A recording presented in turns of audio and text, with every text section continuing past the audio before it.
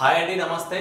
మరి వైసీపీ నుంచి మరో మాజీ మంత్రి జంప్ అవుతున్నట్టు తెలుస్తుంది. వైసీపీ ఘోర పరాజయం చెందడం, 11 సీట్లకే పరిమితం అవడం, మరి ఈ నేపథ్యంలో మరి వైసీపీలో ఉన్నటువంటి నాయకులు ఎవరైతే ఉన్నారో వీళ్ళంతా కూడా జంప్ అవుతున్నట్టు తెలుస్తుంది.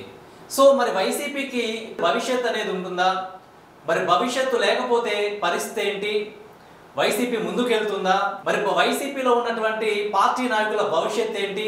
ఈ కోణంలో ఆలోచించినట్లయితే చాలా మంది కూడా వైసీపీ మీద ఒక అపనమ్మకంతో ఉన్నటువంటి వాళ్ళు కానీ, ఇక నమ్మకం లేక వైసీపీలో ఇక భవిష్యత్తు ఉండదు, ఇలాగే ఉంటే కష్టం అవుతుంది, మన మనుగడ సాధ్యం కాదనేటువంటి ఊహలతోటి కొంతమంది వైసీపీ పార్టీని వీడి వేరే పార్టీలోకి వెళ్ళడానికి సిద్ధమవుతున్నట్టు సమాచారం. సో దీనిని బట్టి వైసీపీలో ఉన్నటువంటి నాయకులు ఒకరి తర్వాత మరొకరు పార్టీని వీడితే మరి వైసీపీ పార్టీ యొక్క భవిష్యత్తు ఏంటి అనేటువంటి ప్రశ్న కూడా చాలా మందిలో కూడా మొదలవుతుంది. ఇప్పటికే మాజీ మంత్రి సిద్ధా రాఘవరావు వైసీపీ పార్టీకి రాజీనామా చేశారు. ఈ క్రమంలో మరి వైసీపీ పార్టీని వీడడానికి మరికొంతమంది నాయకులు కూడా క్యూ కట్టడానికి సిద్ధమవుతున్నట్టు తెలుస్తోంది. వైసీపీ పార్టీని వీడి మరో పార్టీలోకి జాయిన్ అవ్వడానికి సిద్ధమవుతున్నటువంటి వ్యక్తుల్లో ఒకరి పేరైతే బలంగా వినిపిస్తుంది. ఆమె పేరే విడదల రజని. ఆరోగ్య శాఖ మంత్రిగా చేశారు.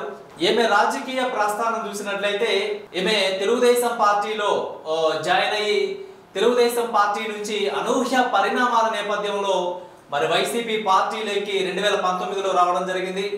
ఆ తర్వాత దీనికి ముందు తెలుగుదేశం పార్టీలో ఉన్నప్పుడు కూడా ఆమె నేను సైబరాబాద్లో మీరు నాటిన మొక్కని అని చెప్పుకున్నటువంటి విడదల రజని మరి అనూహ్య పరిణామాల నేపథ్యంలో వైసీపీలోకి 2019లో వైసీపీలోకి రావడం, ఆ తర్వాత సజ్జల సపోర్ట్ తోటి వచ్చి రావడంతో మంత్రి పదవితోటి క్యాబినెట్ లోకి వెళ్ళడం జరిగింది. సో ఈ నేపథ్యంలో చిలకలూరుపేటలో రాజకీయాలలోకి అవకాశం కల్పించినటువంటి వ్యక్తి ప్రతిపాటి పుల్లారావు పైనే మరలా 2019 ఎన్నికల్లో పోటీ చేసి గెలిచినటువంటి పరిస్థితి. చిలకలూరుపేట నియోజకవర్గం నుంచి పోటీ చేసి గెలిచినటువంటి ఈమెకి మరి చిలకలూరుపేట నియోజకవర్గంలో కూడా కొన్ని అవినీతి ఆరోపణలు అనేవి వచ్చాయి. కమిషన్లు దండుకుంటున్నారని చెప్పేసి ఇలా ప్రతి దాంట్లో ఏమపై చివరిగా అవినీతి ఆరోపణలు అయితే ఏమి ఎదుర్కోవడం జరిగింది. ఆ తర్వాత ఆమె చిలకలూరుపేట నియోజకవర్గం నుంచి ఆమె పోటీ చేసినటువంటి నియోజకవర్గం నుంచి గుంటూరు 2కి మార్చడం జరిగింది.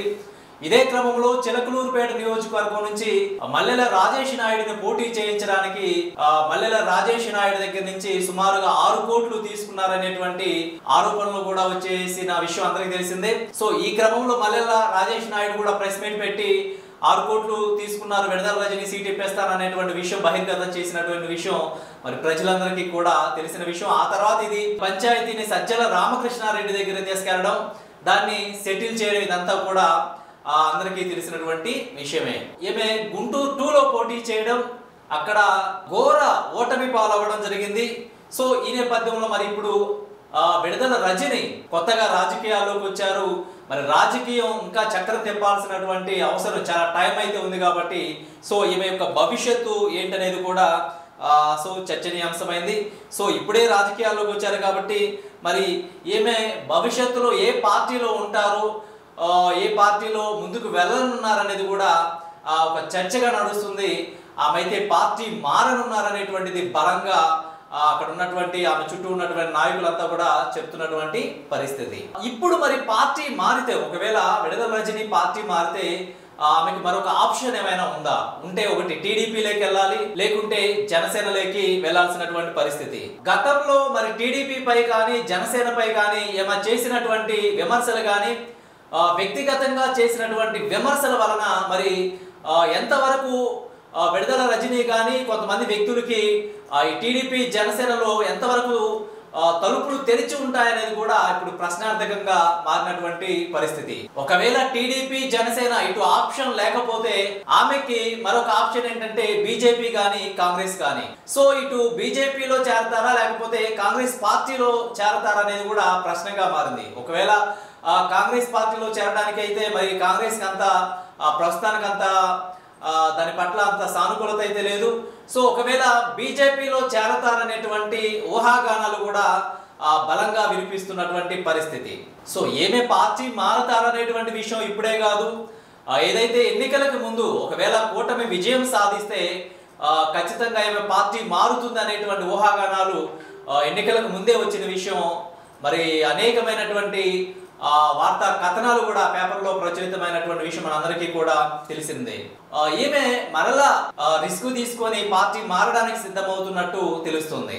సో ఇటువంటి తరుణంలో మరి విడుదల రజని రాజకీయ పార్టీ మారబోతున్నారని చెప్పేసి త్వరలో నిర్ణయం కూడా వెలువరిస్తారని చెప్పేసి అక్కడ ఉన్నటువంటి వాళ్ళే చెప్తున్నారని చెప్పేసి రాజకీయ విశ్లేషకులు కూడా భావిస్తున్నారు. రాజకీయ అరంగేట్రం చేయడం, మంత్రి అవ్వడం ఇవన్నీ కూడా చాలా గొప్ప విషయం. విడుదల రజని గొప్ప విషయంగా చెప్పొచ్చు. వైసీపీ గెలుపు అనేది 2019 ఎన్నికలు అలా రావడం, మరలా ఇలా ఓడిపోవడం చూస్తుంటే చాలా మందికి కూడా కొత్త అభ్యర్థులకి అవకాశాలని వైసీపీ కల్పించింది. సో ఈ నేపథ్యంలో మరి మాజీ మంత్రి విడుదల రజని పార్టీ మారడానికి సిద్ధంగా ఉన్నారంట. సో ఇది మరి ఎంత టైం పడుతుందో మనం వేచి చూడాల్సినటువంటి పరిస్థితిగా చెప్పుకోవచ్చు.